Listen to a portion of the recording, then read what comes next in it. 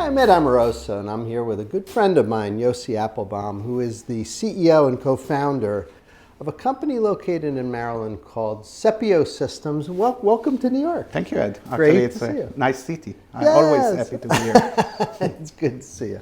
Hey, let's start. Give us just the elevator speech on what you guys do, and then I want to dig in and understand some of the technology. So Sepio is focused on rogue device mitigation, which is in many aspects a new category in protecting the rest. While everyone is doing quite good job in protecting against what we call the common attack vectors or common threats, we are more focused on the else, on the rest. Where eventually rogue devices are part, or actually hardware devices are part of our infrastructure.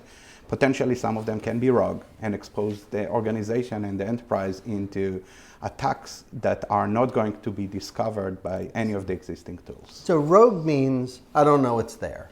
Is that right? Or is there a better definition? Rogue first means bad, and second, I don't have any clue it's there. In most cases, devices will be the rogue devices will be sitting in plain sight. So they're not hidden physically, they're hidden logically. And this is, by the way, the challenge for every other tool. They are sitting in front of us, working as legitimate devices with an extra functionality that you never bought and never paid for it, but you're going to pay because of it. Is it likely the case that these things were put there maliciously and intentionally, or could it be pretty benign where you just have an IT team that doesn't know that they're there and they're legacy and maybe causing problems unpatched or something? Which do you see? Is it more malicious? Both. Or not? Both. Yeah, actually. So, the common... Maybe you don't care. I don't know. Maybe you do care. We don't care because we need to take them out of the equation in any case and out of the infrastructure. But in terms of what brought them in, it can be a supply chain, even though it's not the common scenario, insiders in most cases, and ignorance in many aspects. And this is why when we came to deal with that, when we came to model the threat vector, we see more and more devices that sit there forever, put your organization in a big danger, in a big threat, while no one really remembers who brought them by and when. And that's a big issue. Walk me through sort of a scenario here. If I'm an enterprise security team, and I'm hearing this concept of rogue devices, what are maybe their use cases, scenarios? What are some bad things that can happen with these devices? So, we had a quite interesting incident just lately that a bank was exposed, or actually we call it bleeding data to the open internet, and they couldn't find the source of leakage. So after conducting a very long investigation, including even polygraph to some key people inside the organization, they couldn't find the source. But data was still bleeding out. So eventually, by a matter of introduction, we've been exposed to that incident, and we found rogue devices hidden within the organization. So in that specific case, it was man-in-the-middle attack tool inline to a printer. So everything that was running on that Ethernet line was actually literally transmitting through a cellular connection to an outer location. And by doing that, everything that was printed in a very privileged printer was printed out, but also all the messages that goes on the Ethernet line, including all the broadcast messages and so on. I don't want to be too technical, but the idea is that eventually, even though the bank is super secure, they spend tens of millions of dollars a year on cybersecurity, they found themselves bleeding data from an uncommon or unexpected side channel actually. Their entire set of network security, their entire set of endpoint security, their entire policy of bring your own device, insider threat policies and programs and all of that were totally blinded to such an attack. I'll give you another example, which is even scarier than that. We actually had an incident in a critical infrastructure with an air-gapped network. Now, as an expert in the industry, as you are, the most secured way to actually totally isolate a network is actually to have an isolated island. Snip the wire. Exactly. And we found an incident where actually we were involved in an investigation that was said, but someone from remote is able to manipulate information in a critical infrastructure facility. How can it happen? And eventually what we found is a mouse. And that mouse has an hidden implant inside. So that implant, hardware implant inside, was running in parallel to the mouse. You use the mouse, you feel like a mouse. But that implant connected or created a scenario of a virtual keyboard running a series of keystrokes on a secured machine through a wireless connection to the outer world. On the in the mouse driver? Inside the mouse device. So the endpoint security that you would expect to find something like that didn't see anything more than a legitimate HID, a human interface device connected to the PC. The problem is that that legitimate took leverage on the U part of USB, which is universal, in other words, no security, and in different words, the ability to take leverage on a basic functionality of a keyboard in parallel to the mouse in order to run keystroke campaign. Through the wireless connection of that small implant, a remote attacker was able to actually inject commands into the computer. Wow. And exfiltrate data through the backside channels of a keyboard, the numlock, caps lock, and so on. So it sounds like very interesting, but eventually it's very basic, very simple to do, and it actually cuts the entire, or actually undermines the entire idea of isolated island air-gap security as a solution which is totally hermetic. It's not, unfortunately. So how do you guys detect something like this? So we actually, take leverage on our past experience from the Israeli intelligence. We have some people from the intelligence community here in the US also. Right. And, potentially governments had some technology like that in the past. So we read a lot of books about these kind of attacks. And based on that, we're able to come out with a solution, software-based solution, that actually fingerprints the physical existence of devices in your infrastructure.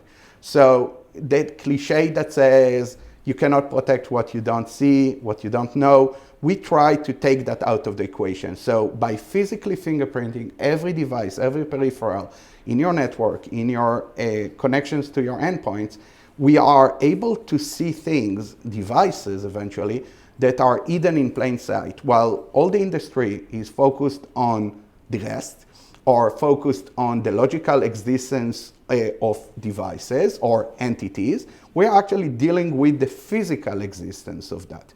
By doing that, we do not rely on existence of MAC addresses in terms of man-in-the-middle attack tools, for example. We do not rely on vendor ID and product ID in terms of detecting USB devices. And by doing that, we bring the visibility. On top of the visibility, the solution we provide actually brings an ability to create policies and enforce policies. And by doing that, we get really good solution to problem that is oversight at this moment. I'm trying to imagine algorithmically in my mind, with rogue devices, I clearly don't start with a list. No. Here, go fingerprint these. Of course. That would be silly. That's not what you have. So do you sit and start sort of promiscuously looking for device characteristics, other attributes, electrical kind of things, and then build a profile of what you discover? I'm trying to think. It seems like such an interesting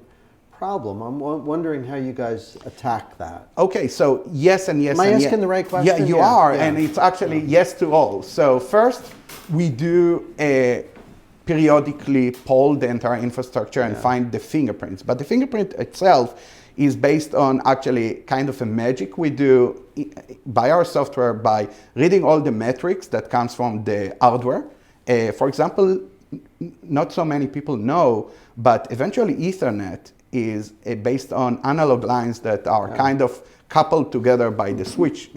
And there are electric characteristics to that. There is voltage and current and impedance and timing and shaping of signals. Layer one. Exactly, layer one. Now, you take that and it's actually raw and quite boring physical information. So the magic is taking all of that, compile it together in our server, and creating a meaningful fingerprint, which is unique like your own DNA. taking that fingerprint and comparing it to a known list of attack tools is good. We do that, but it's very basic. It is limited by the number of attack tools we found by today. Not really efficient. In order to avoid and overcome that, we're actually looking into the behavior of the device. Yes, absolutely. Mouse should be only a mouse, should not create a keystrokes coming from that device. But on top of all of that, we have actually very strong machine learning, a set of tools inside our solution that actually group devices together according to their type and vendor and model and all of that, and then look for anomalies within that. So the fingerprint of all your HP printers, for example, from the specific model will be very similar to each other. By the way, I dare you to code similarity, but let's assume we overcome that. So all of the fingerprints will be very similar. If there is a man-in-the-middle attack tool inline to that printer connected to the switch, regardless if the attack tool is inside the printer, outside the printer, eventually the fingerprint of that printer on the network will be totally different. Now, the closest solution in the industry for that is network access control. Right. So network access control regulates the access to your infrastructure, right, to your network. But it is like the layer one discovery. So everything is based on the MAC address, basically on the MAC address of the device. Yes, there are multiple layers on top of that, but the basic discovery engine is based on MAC address. 802.1x solution, right? Now, it's great as long as the device plays nicely, plays according to the rules.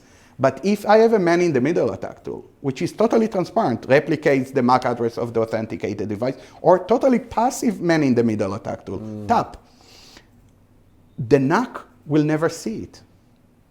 And the only way to see it in line to the trusted device is by physically fingerprinting the device. So most of our customers, I would say almost 100% of our customers, has layer 2 to layer 7 security tools. So they did the basic. They did more than the basic. But without securing layer 1, they will never see that. Never. And this is the value we try to bring to the industry. Do you keep signatures of what's normal? Because again, algorithmically, it's such an interesting problem you have here. If I think I fingerprint something before it's been maybe infected, and then I see that it looks different, characteristics are different, gotcha. But if I fingerprint after it's already been infected, do you compare against a known baseline? No. How do you know that it was infected? Because you need to understand a bit about cyber operations, about intelligence operations. You cannot infect 100% of the devices. Because of that, the machine learning will find the small group of rogue devices within the big group. The infected mouse is going to stand out. Exactly. But let me add on that. The problem with machine learning, and people in the industry knows, is lack of data. Because if I will try to do it here in your office, there is very little number of computers, very little number of devices. When we go to a mid-size organization, or even some big-size organization, they don't have enough data points for us to take leverage on that. This is why we actually developed a virtual network of networks. It's actually a cloud service, part of our solution. Read-only metadata, no proprietary, no privileged data is going to the cloud. It's just fingerprints of off-the-shelf hardware. By doing that, we actually created a network of millions of elements. So now, when I'm comparing your devices to the fingerprints of that cloud network, which is part of your network in a virtual way, I can find, and it will stand up even if you have only one device from the rogue type. So we created a network of networks, and this brings the machine learning into a very high probability of detection, almost 100%. That's really interesting. Do you, in terms of customers, like I could imagine companies doing critical infrastructure or having really consequential assets would be all over this. But what's been your experience? Is the adoption rate kind of start with people who feel like they have the most risk, or does it go across the board? What have you seen? So we have 3 types of customers. And by the way, before the types, the verticals are mostly the highly regulated industry, financial institutions, critical infrastructure. They're going to be the most jittery about this sort of problem. And the ones that get to the degree of security that I believe everyone should be there. Yeah.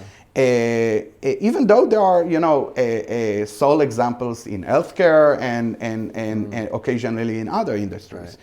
But back to healthcare is probably a gigantic opportunity. As a typical hospital is nothing but rogue devices. and absolutely, as soon as they will start spending money on cybersecurity, hopefully today. Hopefully, watch our discussion here. Please do, guys. Yeah. But back to your question, eventually we have three types of customers. Yeah. There's the ones that already suffered from an attack. They didn't find the attack, but they suffer from the attack, and we have multiple cases like government that. Agencies. Or even bank, in my example, and absolutely agencies. The second one is the early adopters, the one that believe that they need to be better every year. And the third one are the ones that actually trust the people around us. We are bringing accumulated hundreds of years in cybersecurity from the intelligence community, from the American intelligence community, Mossad, CIA. Actually, we are quite unique in that. Mossad and CIA in one room. Too much ego. Forgive me, guys. But I believe, having the former director of the Mossad and former CISO of the CIA together, really nice people, challenge. But eventually, I do believe that we bring a lot of credibility to the game and a lot of experience and value, hopefully, people will realize to the customers. We just touched on supply chain briefly earlier.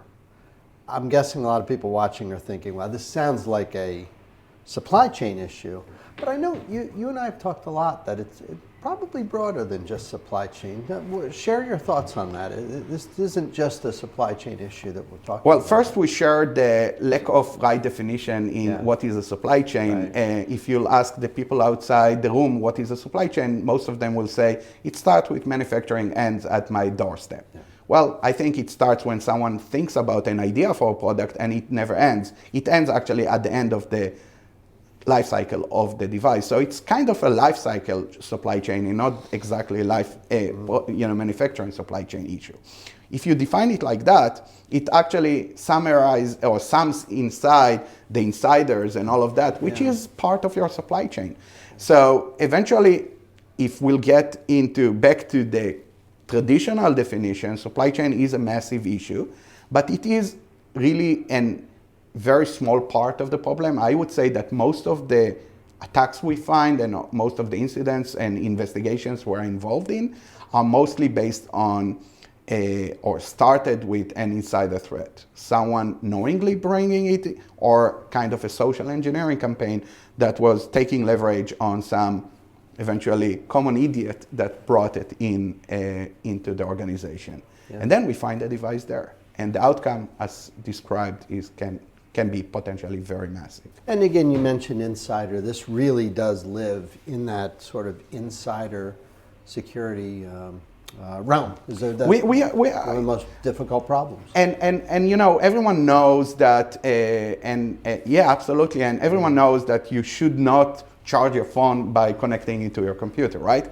But still, I would guess that tens of millions of people are doing it every day in an highly secured facility. But that's just the simple scenario. We had actually a very interesting discussion with someone a while ago, very smart person, and a very well-known person in the cyber industry. And that person said, I'm not going to connect anything knowingly to my computer unless it is unless the organization gave it to me, okay? Except one, and we started to talk, and eventually the incident that was brought in, except my ear warmers. The ear warmers are being charged through USB, and I couldn't find the cable. Eventually, I connected it to my computer. Now, well, eventually, hopefully, nothing bad happened as far as we know, but you connect a potentially rogue device to your infrastructure and you feel secured. Your endpoint security will not see anything if you connect something like that, and this is an insider incident. Even if the employee, and even in this case, an expert, is an ignorant in the terms of the potential value or the potential value to the attacker or vulnerability to the organization. That's so interesting. Hey, if people would like to learn more, is the website a good place for them to look? Yes, as a startup company, the website is very dynamic. We are actually working on bringing more and more content into that, but feel free to reach out. We'll be able to and happy to share white papers and other documentation that actually analyzes some of the attacks in the recent news also. That's good. I'm sure people will click on your URL. Well, I want to thank you for Thank coming. you. So interesting hearing you talk Thank you about so much. this very, very challenging problem. It must be fun working on that. It is. It is. Thank I you. appreciate you doing it. You help our industry. Come back and see us again. I will. You bet. And we will see you next time.